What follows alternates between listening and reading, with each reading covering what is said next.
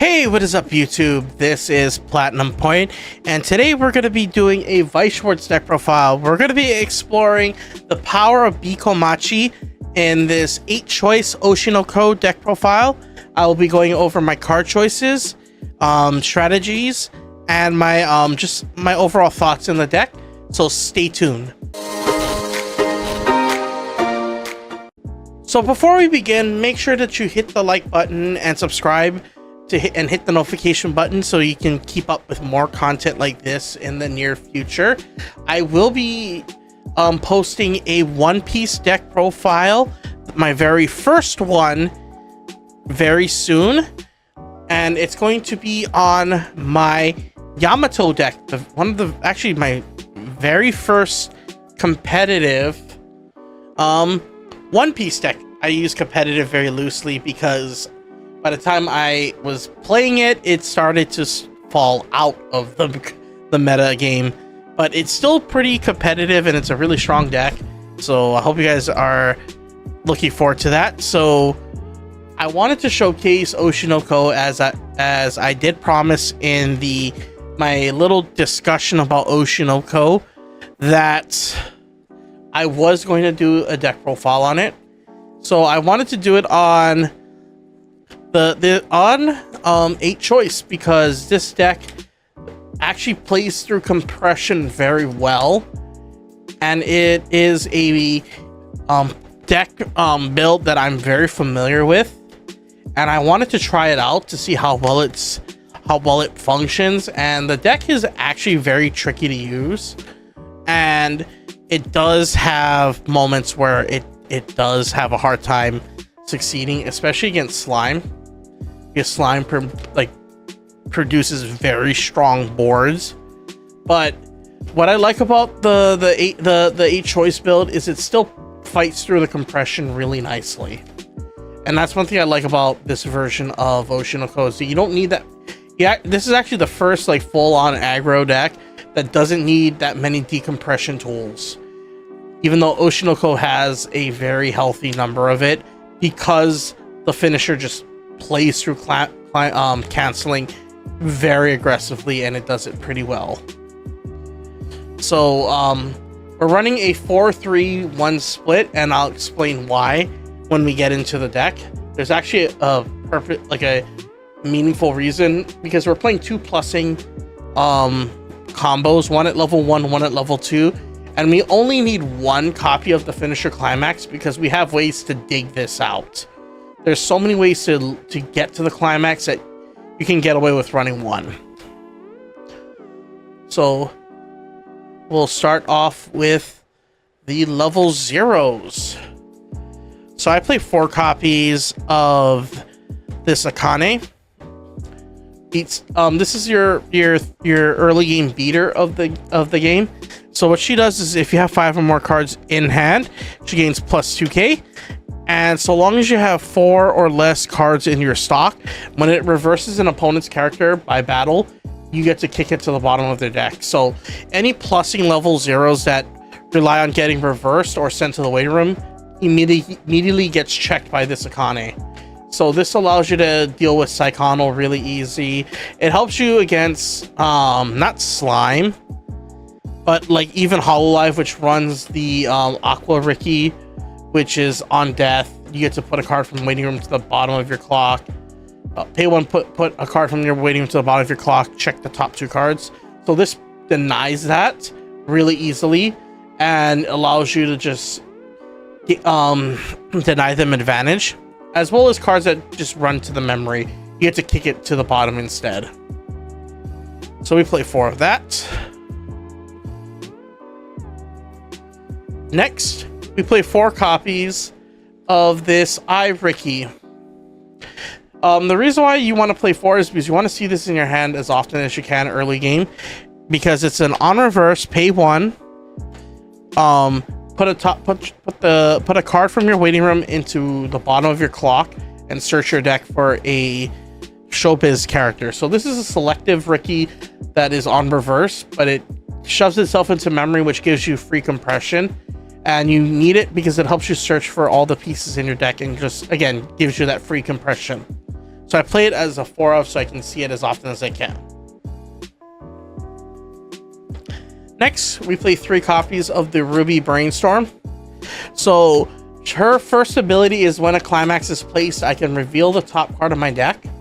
If it's a level 1 or higher character, or level 1 or high, is it just a level 1 or higher card, I can select the character and give it an additional soul and plus 1000 power, which is really nice because it allows me to swing in for more damage. And in cases where I want to force a cancel, I can put it to a character in the open lane and just swing in.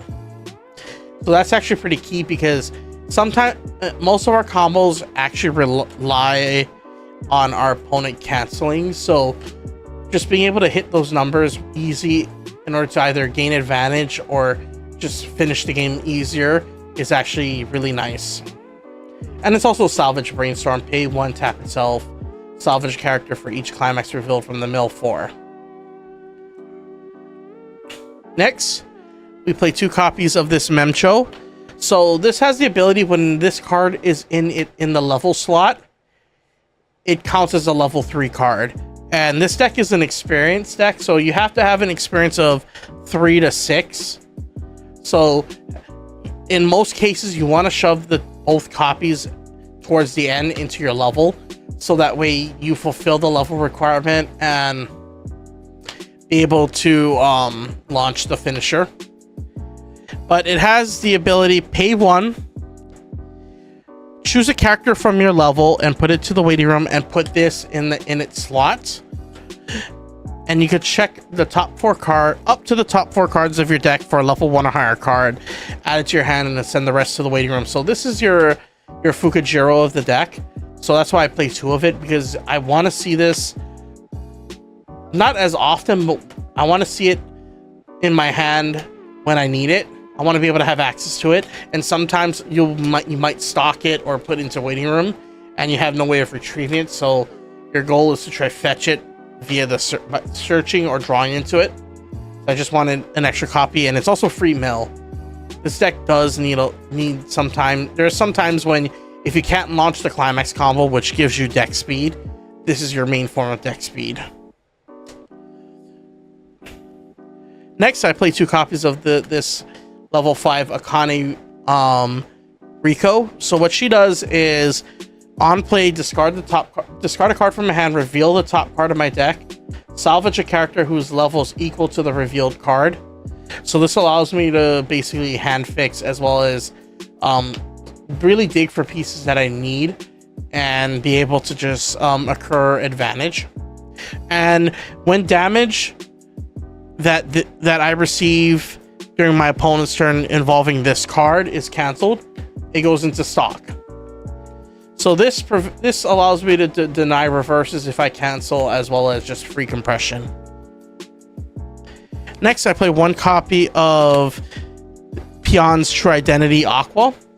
So what he does is, when I'm at level 2, at the beginning of level 2 or higher, at the beginning of my climax phase, I could pay 1, shove this into memory, and play this from waiting room.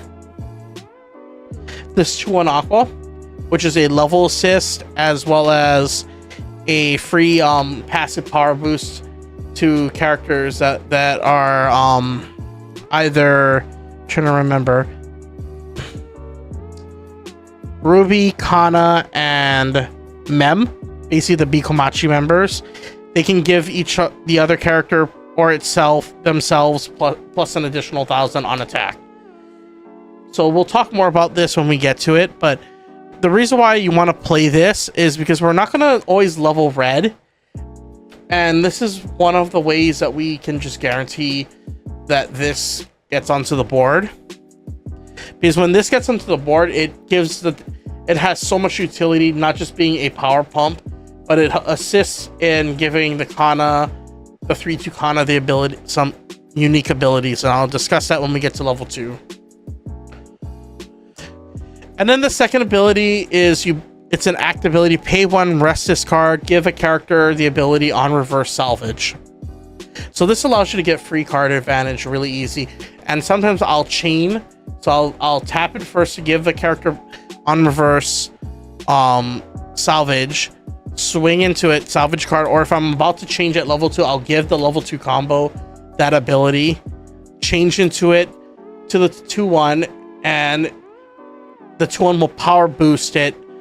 And not only will this get rid of itself for free compression, but I get to replace it with a character from my waiting room to my hand.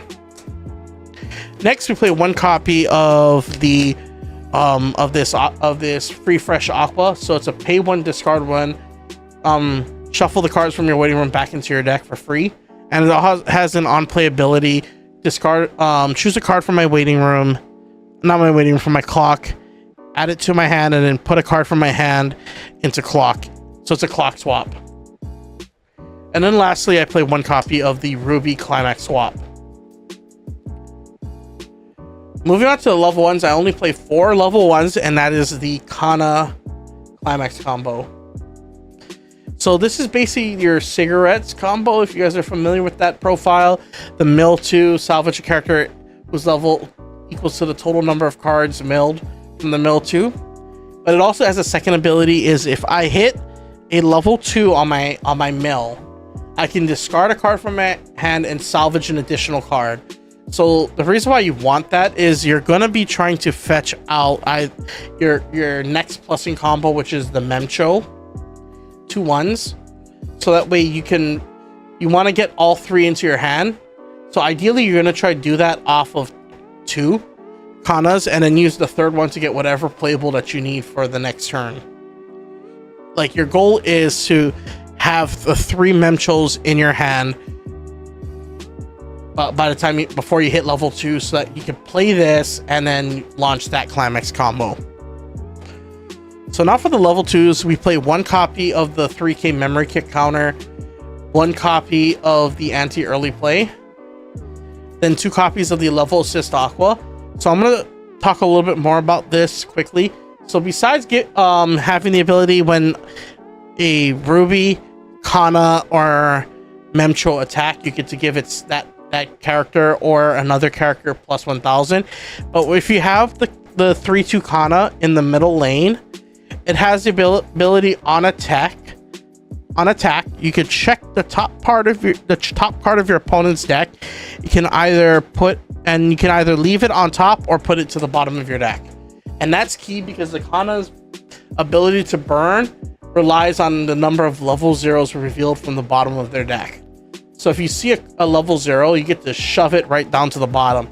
Or if you see a climax and you're trying to kill them already, you can shove that climax to the bottom, and if they cancel, you take out an additional climax, because a climax is considered a level 0. So you get to it allows you to sculpt your opponent's damage, as well as set them up for the Kana kill. Next, I play 4 copies of the Memcho. So what this Memcho does is she gets plus 1000 for every other showbiz character on stage, and when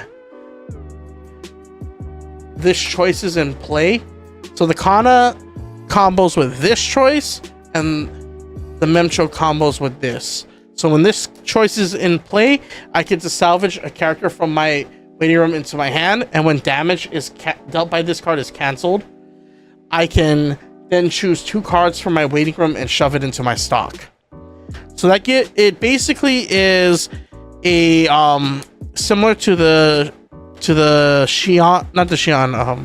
Muron Climax combo, where you get to shove cards from waiting room into stock. But the kicker is you have to rely on your opponent canceling. But the benefit of that is you basically punish your opponent by rewarding yourself free compression if they cancel. So that's why I like it. It's a really strong advantage combo, and it's one of the reasons why these two just synergize really easily. So you play 4 of that.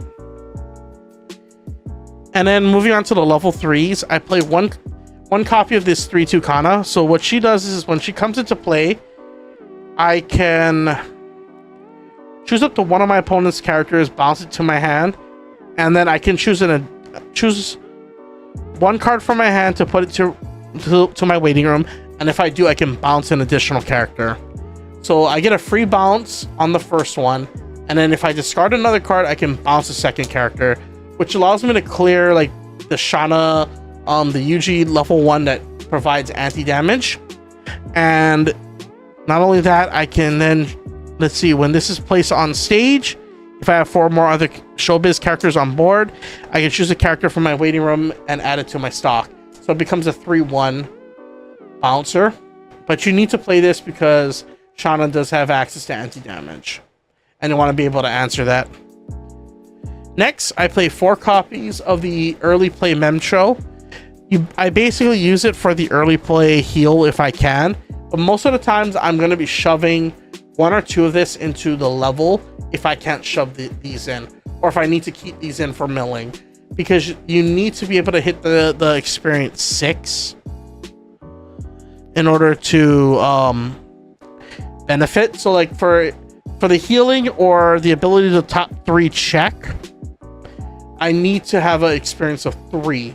So already I'm going to be shoving at least one copy of the Memcho, hence why I play 4, because I want to be able to have one that I need to shove into the level, so that I can use the other Memcho to shove to fulfill the 6 experience. But this also allows you to just heal or dig a climax. That's mainly why I played as a 4 of. And then lastly, we play in terms of characters, 4 copies of the Kana level 3. So what she does is she's an on-play heal, and it's on attack, pay 1. It gains the ability, when damage dealt by this card is cancelled, you mill the bottom 3 cards of your opponent's deck, and you burn 2x times x equals the amount of level 0s revealed. Climaxes are considered level 0s, by the way. So what you would do is, although only one, if you try field 3 Kana, only one of them will get that top check stuff, that top check put to bottom. But what you're mainly doing is you're taking advantage of your opponent's deck compression to swing in big. Your opponent cancels. You mill the bottom 3 cards of their deck, and if they reveal any climaxes or any level 0s, you get to burn 2 for each revealed. So this gives you free, and they're separate instances, by the way. So even if they reveal, like, let's say 3 level 0s and they cancel one of the burn 2s, the other 2 still have the potential of getting through. So this helps you fight through your opponent's compression really easy by milling out climaxes and being able to ping 2 multiple times per card. So you're essentially getting, for each copy, 4 instances of damage, which is really good. So that's 12 instances of damage, separate instances of damage in all 3 cards. So it's really strong. And then lastly, pardon me, I play 3 copies of this 3-0 event. So this event basically is, I can either search my deck for a climax and add it to my hand, put this into give 1 character plus 4k and then put this into my stock, or give a character the ability, pay 4, on attack, burn 3. So like most of the time we're gonna be using this for just digging for this climax combo, or this climax for the Kana finisher. Other times we'll probably buff a lane to give ourselves free stock in order to basically carry out the Kana combo, or to play a Kana.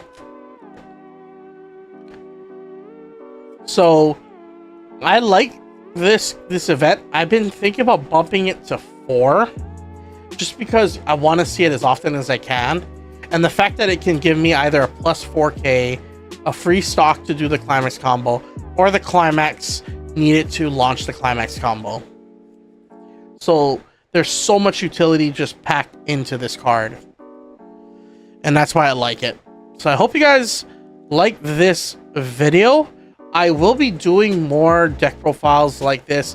I will put the deck list in the description below. If you want to have a visual representation of the deck, as well as if you want to see gameplay with this deck, I'll be happy to provide that, because I actually do like Oshi No Ko.